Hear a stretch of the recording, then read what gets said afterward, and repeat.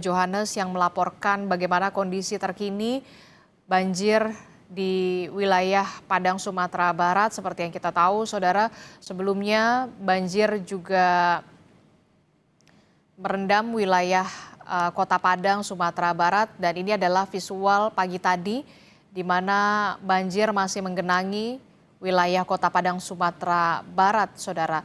Tepatnya di Kecamatan Pauh, Kota Padang. Dan akibat banjir ini, saudara, kita lihat bagaimana sungai Gunuang Nago meluap hingga ke jalanan kota, saudara. Bahkan meluapnya sungai Gunuang Nago ini menutup jalan bypass ke arah kampus Universitas Andalas, saudara. Sebelumnya, saudara, pemerintah pusat melalui BNPB dan juga dipimpin oleh Menko PMK Pratikno juga tadi meninjau secara langsung bagaimana pemerintah pusat sudah mengirimkan bantuan melalui landasan udara Halim Perdana Kusuma yang sudah diterbangkan menuju daerah bencana banjir dan juga tanah longsor yang ada di Sumatera, khususnya di Provinsi Sumatera Utara, Sumatera Barat, dan juga Provinsi Aceh, saudara, di mana bantuan ini difokuskan untuk tanggap darurat. Salah satu bantuan yang kemudian dikirimkan oleh pemerintah pusat adalah bantuan alat komunikasi dan juga genset. Kita tahu, saudara, di wilayah Aceh sebelumnya memang sempat blackout atau pemadaman listrik secara total karena tower dengan tegangan tinggi milik PLN ini roboh akibat diterjang banjir, saudara. Dari data BNPB yang kami terima hingga Jumat pagi berdasarkan informasi dari Kapus Datin BNPB Abdul Muhari menyebutkan bahwa total korban meninggal dunia akibat banjir bandang serta tanah longsor yang terjadi di Sumatera Utara, Sumatera Barat, dan juga Aceh, totalnya ada 48 korban tewas. Dengan rincian di Provinsi Aceh, ini total korban meninggal dunia sebanyak 9 orang, sementara untuk di Sumatera Utara ada 30 orang yang meninggal dunia, dan di Sumatera Barat ada 9 orang yang meninggal dunia. Banyak juga warga yang masih kehilangan anggota keluarga mereka. Saat ini BNPB memfokuskan terhadap penanganan bencana, salah satunya adalah memulihkan kembali akses jalan, baik itu jembatan dan juga jalur lintas Sumatera yang tertutup atau putus akibat bencana banjir bandang dan juga tanah longsor beberapa hari yang lalu. Pendistribusian logistik terpaksa harus dilakukan melalui udara karena akses jalan yang putus.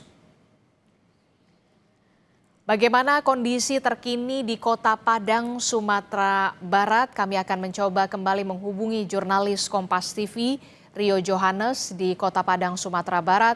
Rio, selamat pagi. Kami mencoba kembali untuk menghubungi Anda setelah tadi sempat ada gangguan komunikasi. Rio, bisa Anda gambarkan bagaimana kondisi terkini di sana? Informasinya tadi pagi, air sungai sempat meluap hingga banjir ke jalan menuju ke arah kampus Universitas Andalas. Bagaimana kondisinya saat ini, Rio? Ya, Rizky dan juga saudara, memasuki jam tengah 11 ini, kondisi air banjir yang sebelumnya cukup besar di daerah Kecamatan Pau ini sudah mulai turut. Seperti yang terlihat di belakang saya, airnya hanya misalkan genangan dan endapan-endapan lumpur. Dan untuk warga sendiri yang sebelumnya masih takut untuk dievakuasi karena air yang deras, itu hari ini, pagi ini, saat ini sudah mulai mengevakuasi diri secara mandiri. Mereka membawa perlengkapan-perlengkapan yang penting bagi diri mereka untuk mengungsi ke tempat sanak famili yang aman dari terjangan banjir ini.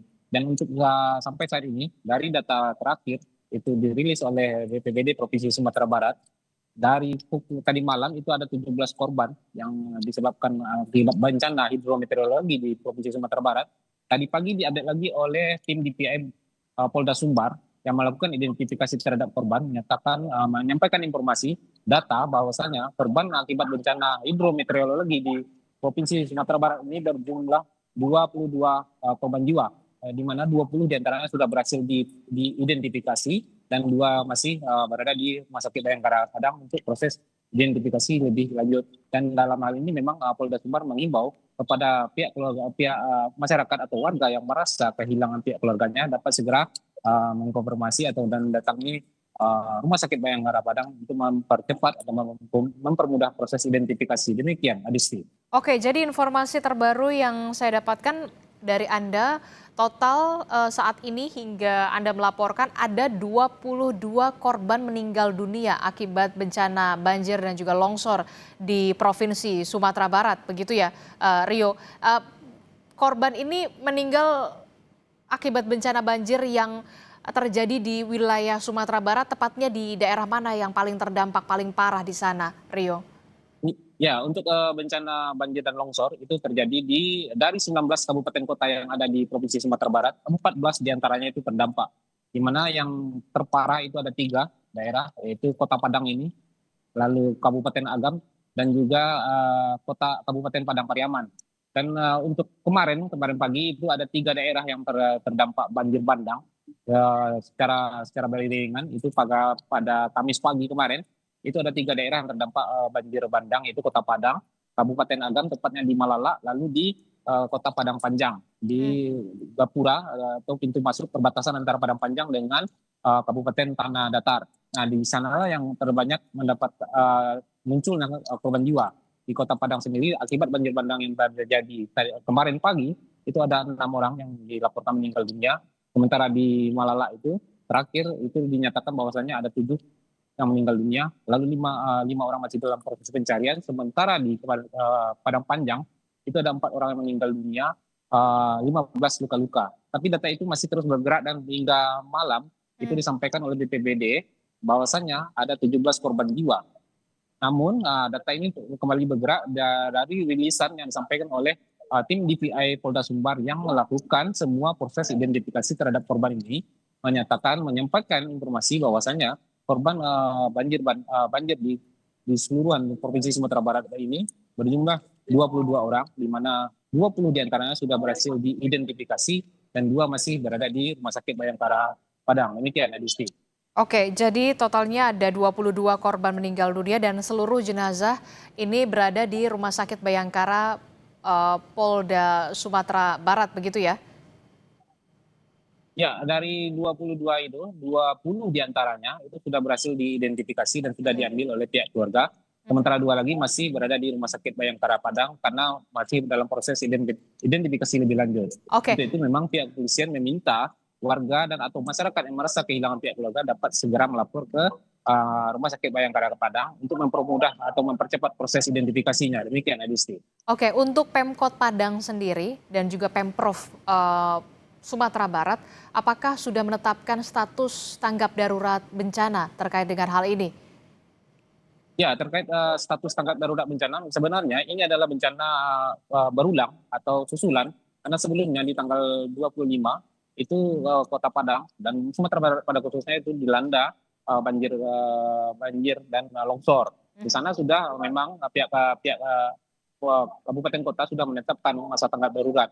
Dan juga menyikapi itu, ketika di tanggal 25 itu ada 13 kabupaten kota yang terdampak. Sehingganya pemerintah provinsi juga mengambil kebijakan untuk menaikkan status tanggap darurat di tingkat provinsi.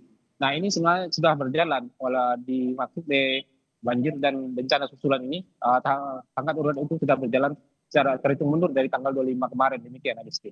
Oke, nanti kami akan update lagi perkembangan dari sana, situasi dan juga kondisi bencana banjir dan juga tanah longsor yang terjadi di Sumatera Utara, kemudian ada di Sumatera Barat dan juga Aceh. Terima kasih informasinya jurnalis Kompas TV, Rio Johannes melaporkan langsung dari Kota Padang, Sumatera Barat.